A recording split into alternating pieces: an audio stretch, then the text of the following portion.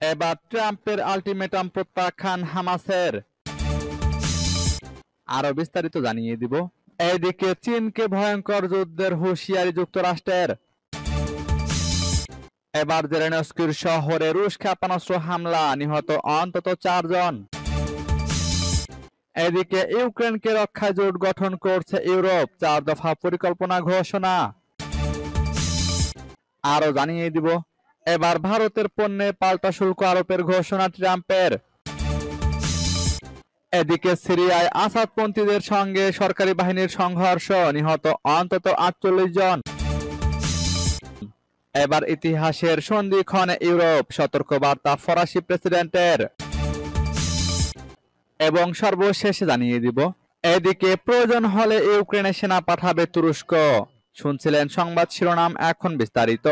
তবে তার আগে অনুরোধ থাকবে এই ভিডিওতে একটি লাইক দিন এবং কমেন্টস করে জানিয়ে দিন আপনি কোন জেলা থেকে বা কোথায় থেকে আমাদের সাথে যুক্ত রয়েছেন, এবং সংবাদের সর্বশেষ গুরুত্বপূর্ণ আপডেট পেতে চ্যানেলটি সাবস্ক্রাইব করে আমাদের সঙ্গে থাকুন। এবার ট্রাম্পের আল্টিমেটাম প্রত্যাখ্যান হামাসের। গাজায় আটক সব ইসরায়েলি জিম্মির মুক্তির দাবিতে মার্কিন প্রেসিডেন্ট ডোনাল্ড ট্রাম্পের সর্বশেষ আল্টিমেটাম হামাস দৃঢ়ভাবে প্রত্যাখ্যান করেছে। বৃহস্পতিবার এক প্রতিবেদনে এ খবর জানিয়েছে সংবাদ মাধ্যম আল জাজিরা। এই গোষ্ঠীটি জোর দিয়ে বলেছে যে যে কোনো মুক্তি জানুয়ারিতে স্বাক্ষরিত যুদ্ধবিরতি চুক্তির অংশ হতে হবে, যা যুদ্ধের স্থায়ী অবসান ঘটাবে। হামাসের একজন মুখপাত্র বলেছেন, ট্রাম্পের হুমকির কোনো মূল্য নেই এবং এটি কেবল বিষয়গুলোকে জটিল করে তুলবে। এর আগে বুধবার সোশ্যাল মিডিয়ায় এক পোস্টে ট্রাম্প সতর্কবার্তা দেন, হামাসকে ইসরায়েলি সব জিম্মিকে এখনই মুক্তি দিতে হবে, পরে নয়, যার মধ্যে মৃত জিম্মিদের দেহাবশেষ রয়েছে। এদিকে মার্কিন যুক্তরাষ্ট্র এবং হামাসের গোপন আলোচনার পর নীরব প্রতিক্রিয়া জানিয়েছে ইসরায়েল। প্রধানমন্ত্রী বেনিয়ামিন নেতানিয়াহুর কার্যালয় মার্কিন হামাস আলোচনার সংক্ষিপ্ত স্বীকৃতি দিলেও বিশ্লেষকরা বলছেন এই পদক্ষেপ ইসরায়েলিরা স্বাগত জানাবে না।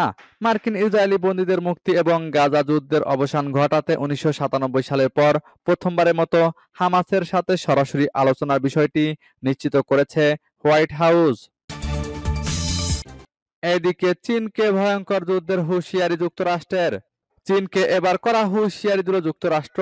বেজিং যুদ্ধের জন্য প্রস্তুত এমন হুমকি দেওয়ার পর মার্কিন প্রতিরক্ষামন্ত্রী পিট হেগসেত বলেছেন তারাও যে কোনো যুদ্ধের জন্য প্রস্তুত। চীনের সঙ্গে বাণিজ্য যুদ্ধের মধ্যে এই পাল্টাপাল্টি হুমকি দ্বিপাক্ষিক কূটনীতিতে আরও শঙ্কা বাড়ালো বলে মনে করা হচ্ছে। মার্কিন কংগ্রেসের যৌথ অধিবেশনে বক্তৃতার সময় চীনকে ফের শুল্ক যুদ্ধ নিয়ে হুঁশিয়ারি দিয়েছেন প্রেসিডেন্ট ট্রাম্প। চীন সহ বেশ কিছু দেশের নাম উল্লেখ করে ট্রাম্প বলেন, এই দেশগুলো আমেরিকার পণ্যে যত বেশি শুল্ক আরোপ করবে, আমরাও তত বেশি শুল্ক চাপাবো। এরপর যুক্তরাষ্ট্রের চীনা দূতাবাস সোশ্যাল মিডিয়ায় এক পোস্টে জানায়, আমেরিকা যদি যুদ্ধ চায়, তা শুল্ক যুদ্ধ হোক বা বাণিজ্য যুদ্ধ কিংবা অন্য কোনো যুদ্ধ, আমরা শেষ পর্যন্ত লড়াই করতে প্রস্তুত। বেজিং এর এই হুমকির পর পাল্টা হুঁশিয়ারি দিয়ে মার্কিন প্রতিরক্ষামন্ত্রী এক অনুষ্ঠানে বলেছেন, আমরাও তৈরি, যারা শান্তি চায় তাদের যুদ্ধের জন্য প্রস্তুত থাকতে হয়। যে কোনো রকমের সংঘাত এড়াতে সামরিক শক্তির প্রস্তুত থাকা গুরুত্বপূর্ণ বলে মনে করেন তিনি। পিট বলেন, এজন্যই আমরা নিজেদের সামরিক শক্তিকে নতুন করে সাজাচ্ছি। এবার জেলেনস্কির শহরে রুশ ক্ষেপণাস্ত্র হামলা, নিহত অন্তত 4 জন। ইউক্রেনের নিপ্রোপেট্রোভস্ক অঞ্চলের ক্রাইভিরিক শহরে ক্ষেপণাস্ত্র হামলা করেছে রাশিয়া। প্রেসিডেন্ট ভলোদিমির জেলেনস্কি এই শহরটিতে বেড়ে উঠেছেন। এই হামলায় অন্তত 4 জন নিহত হয়েছেন, আহত হয়েছেন অন্তত 30 জন। খবর বিবিসির। নিপ্রোপেট্রোভস্ক অঞ্চলের গভর্নর সের্গেই লিসাক বলেন, রাতে ক্ষেপণাস্ত্র হামলায় ক্রাইভিরিগে 4 জন নিহত হয়েছেন। তাদের পরিবারের প্রতি গভীর সমবেদনা জানাই। এই ঘটনায় জেলেনস্কি বলেছেন, একটি ব্যালিস্টিক ক্ষেপণাস্ত্র হোটেলে আঘাত হেনেছে।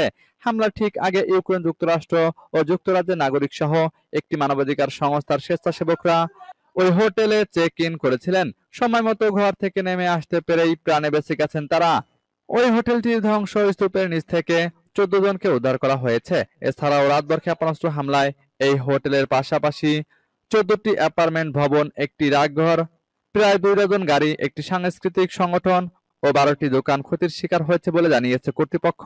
কর্মকর্তারা পরে জানান, আরও উত্তরের দিকে সুমি অঞ্চলে একটি সংরক্ষণাগার আক্রান্ত হলে একজন নিরাপত্তা কর্মী নিহত হন। মূল যুদ্ধক্ষেত্র থেকে প্রায় 70 কিলোমিটার উত্তর পশ্চিমে ক্রাইভিরিগের অবস্থান। যুদ্ধের আগে সেখানে প্রায় 6 লাখ মানুষ বসবাস করতেন। এদিকে ইউক্রেনকে রক্ষায় জোট গঠন করছে ইউরোপ, 4 দফা পরিকল্পনা ঘোষণা। ইউক্রেন যুদ্ধের অবসান এবং দেশটির নিরাপত্তা নিশ্চিত করার লক্ষ্যে 4 দফা পরিকল্পনা ঘোষণা করেছেন ব্রিটিশ প্রধানমন্ত্রী কিয়ার স্টারমার। বিবিসি জানিয়েছে রোববার ইউক্রেন সংকট নিরসনে লন্ডনের ল্যাংস্টার হাউসে ইউরোপের 18টি দেশের নেতারা এক শীর্ষ সম্মেলনে মিলিত হন। সম্মেলনে ব্রিটিশ প্রধানমন্ত্রী কিয়ার স্টারমার বলেন, আজ আমরা ইতিহাসের এক সন্ধিক্ষণে দাঁড়িয়ে আছি। তিনি বলেন, যুক্তরাজ্য, ফ্রান্স ও অন্যান্য দেশ মিলে একটি ইচ্ছুকদের জোট গঠন করা হবে এবং যুক্তরাষ্ট্রকে এই সমর্থনে অন্তর্ভুক্ত করতে কাজ করা হবে।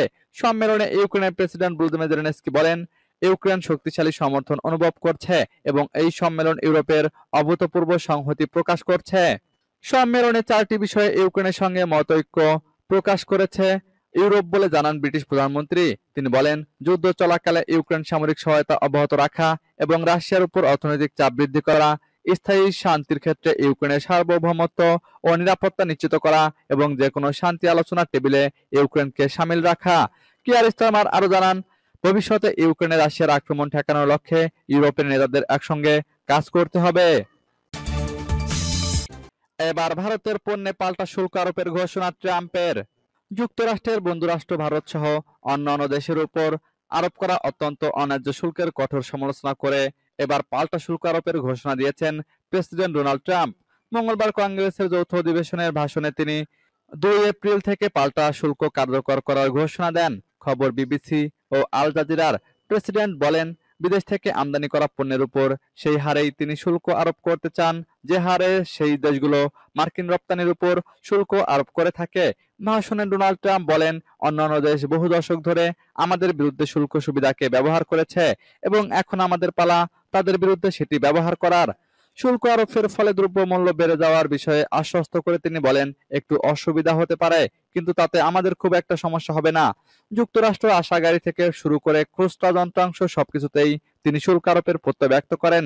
তিনি বলেন, আপনি যদি আমেরিকাতে পণ্য তৈরি না করেন তাহলে আপনাকে শুল্ক দিতেই হবে। কোনো কোনো ক্ষেত্রে এর পরিমাণ বেশি হবে। এদিকে সিরিয়ায় আসাদপন্থীদের সঙ্গে সরকারি বাহিনীর সংঘর্ষ, নিহত অন্তত 48 জন। সিরিয়ায় ক্ষমতাচ্যুত প্রেসিডেন্ট বাশার আল আসাদের অনুগত যোদ্ধাদের সঙ্গে দেশটির বর্তমান প্রশাসনের নিরাপত্তা বাহিনীর ব্যাপক সংঘর্ষের ঘটনা ঘটেছে। এতে অন্তত 48 জন নিহত হয়েছেন। নিহতদের মধ্যে 16 জন নিরাপত্তা কর্মী। দেশটির লাতাকিয়া প্রদেশে সংঘর্ষের এই ঘটনায় ওই অঞ্চলে কারফিউ জারি করা হয়েছে। শুক্রবার এক প্রতিবেদনে এই তথ্য জানিয়েছে বার্তা সংস্থা এএফপি। তবে বিবিসির প্রতিবেদন বলছে, দামেস্কের নতুন সরকারের প্রতি অনুগত সিরিয়ার নিরাপত্তা বাহিনী দেশটির উত্তর পশ্চিমাঞ্চলের একটি উপকূলীয় এলাকায় ক্ষমতাচ্যুত আসাদ সরকারের অবশিষ্ট অংশের সঙ্গে তীব্র লড়াইয়ে লিপ্ত হয়েছে। রাষ্ট্রীয় টিভির খবরে বলা হয়েছে, লাতাকিয়া প্রদেশে রাশিয়া নিয়ন্ত্রিত একটি বিমান ঘাঁটির কাছে সংঘর্ষে কমপক্ষে 13 জন সেনা নিহত হয়েছেন। পরে শুক্রবার সকাল পর্যন্ত সেখানে কারফিউ ঘোষণা হয়েছে। গত বছরের ডিসেম্বরে বাশার আল আসাদের পতনের পর থেকে সিরিয়ার ইসলামপন্থী সরকারের অনুগত বাহিনীর উপর এটিই সবচেয়ে সহিংস হামলা। রাষ্ট্রীয় সংবাদ সংস্থা সানা জানিয়েছে, সংঘর্ষের ঘটনার পর বিশাল সামরিক শক্তি বৃদ্ধি করে সরকারি সেনারা জাবলেস শহরের দিকে যাচ্ছে। এবার ইতিহাসের সন্ধিক্ষণে ইউরোপ, সতর্কবার্তা ফরাসি প্রেসিডেন্টের। ইউরোপীয় ইউনিয়নের নেতারা ব্রাসেলসে এক বিশেষ প্রতিরক্ষা সম্মেলনে একত্রিত হচ্ছেন। বৃহস্পতিবার ব্রাসেলসে এক বিশেষ প্রতিরক্ষা সম্মেলনে সামনে রেখে ফ্রান্স প্রেসিডেন্ট এমানুয়েল ম্যাক্রো সতর্ক করে বলেছেন, ইউরোপ এখন ইতিহাসের সন্ধিক্ষণে দাঁড়িয়ে আছে। গত সোমবার মার্কিন প্রেসিডেন্ট ডোনাল্ড ট্রাম্প ঘোষণা করেছেন যে তিনি ইউক্রেনের জন্য অর্থ সহায়তা স্থগিত রাখবেন। এই বিষয়টিও নিয়ে নেতারা আলোচনা করবেন যে যুক্তরাষ্ট্র যদি সহায়তা বন্ধ করে দেয় তাহলে আর কিভাবে ইউক্রেনকে সহায়তা করা যায়। ইউক্রেনকে পুনরায় অস্ত্র সরবরাহ করার প্রসঙ্গটিও আজকের আলোচনায় থাকবে। আর এই সম্মেলনে ইউক্রেনের প্রেসিডেন্ট ভলোদিমির জেলেনস্কিকেও আমন্ত্রণ জানানো হয়েছে। গত সপ্তাহে হোয়াইট হাউসে ডোনাল্ড ট্রাম্প ও ভলোদিমির জেলেনস্কির বৈঠকের পর থেকেই ইউরোপ জুড়ে উদ্বেগ বেড়েছে। তাই সামনের সম্মেলনকে ইউরোপীয় নেতারা খুব গুরুত্বের সাথে দেখছেন। তাদের বক্তব্য থেকেও তা স্পষ্ট হয়ে উঠেছে। রাশিয়া ইউক্রেন পূর্ণমাত্রার আক্রমণ চালানোর 3 বছর পর ট্রাম্প প্রশাসনে রাশিয়ার প্রেসিডেন্ট ভ্লাদিমির পুতিনের প্রতি ইতিবাচক মনোভাব ইউরোপের অনেক দেশকে উদ্বিগ্ন করে তুলেছে। তারা ভাবছে ইউরোপের নিরাপত্তার জন্য যুক্তরাষ্ট্রের উপর আর আগের মতো নির্ভর করা যাবে না। এদিকে প্রয়োজন হলে ইউক্রেনে সেনা পাঠাবে তুরস্ক, দাবি রিপোর্টে। একটি সম্ভাব্য যুদ্ধবিরতির জন্য ইউক্রেনে ইতিমধ্যেই সেনা মোতায়েনের ইচ্ছা প্রকাশ করেছে ফ্রান্স ও যুক্তরাজ্য। এবার বৃহত্তর শান্তিরক্ষী মিশনের অংশ হিসেবে প্রয়োজন হলে ইউক্রেনে সেনা মোতায়েন করতে আগ্রহ প্রকাশ করেছে তুরস্ক। বৃহস্পতিবার তুর্কি প্রতিরক্ষা মন্ত্রণালয় এ খবর জানিয়েছে। প্রতিবেদন অনুযায়ী তুর্কি প্রতিরক্ষা মন্ত্রণালয়ের একটি সূত্র বলেছে, আঞ্চলিক স্থিতিশীলতা ও শান্তি প্রতিষ্ঠার জন্য প্রয়োজনীয় বিবেচিত হলে সংশ্লিষ্ট সব পক্ষের সঙ্গে একটি মিশনে অবদান রাখার বিষয়টি মূল্যায়ন করা হবে।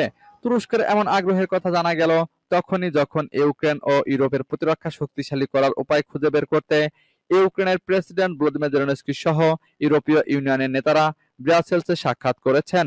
কারণ মার্কিন প্রেসিডেন্ট ডোনাল্ড ট্রাম্প কিয়েভে সামরিক সহায়তা এবং গোয়েন্দা তথ্য প্রদান স্থগিত করেছেন। ন্যাটো সদস্য দেশ হিসেবে তুরস্ক রাশিয়ার আগ্রাসনের পর থেকেই তার দুই কৃষ্ণসাগরীয় প্রতিবেশী ইউক্রেন ও রাশিয়ার সঙ্গে ভারসাম্যপূর্ণ সম্পর্ক বজায় রাখার চেষ্টা করেছে। দেশটি যুদ্ধবন্ধে মধ্যস্থতা করার প্রচেষ্টায় দুবার সরাসরি শান্তি আলোচনারও আয়োজন করেছে।